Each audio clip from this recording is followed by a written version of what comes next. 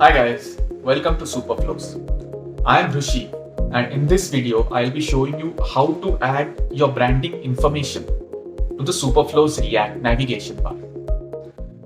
In the previous tutorial, we saw how to quickly get started with the default React navigation bar provided by Superflows. Let us pick it up from there.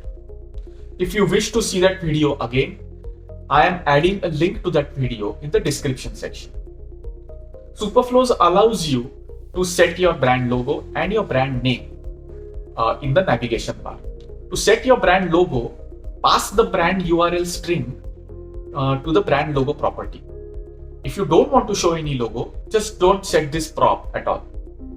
To set the brand name, pass the brand name string to the brand property. If you don't want to show the brand name explicitly, pass a blank string to the brand property.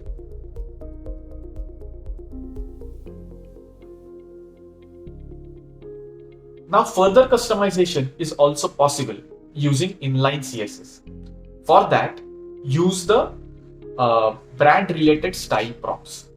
Here I am showing you a quick example of how you can further customize the look and feel of the branding section.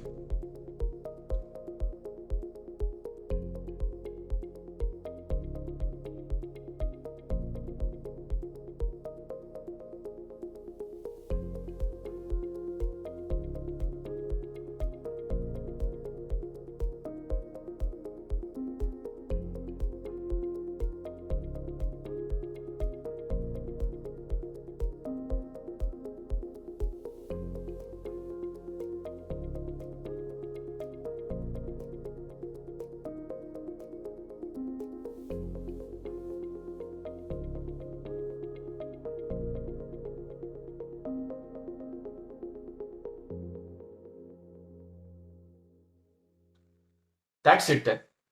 In this video, I have shown you how to set your branding information in the Superflows React navigation bar.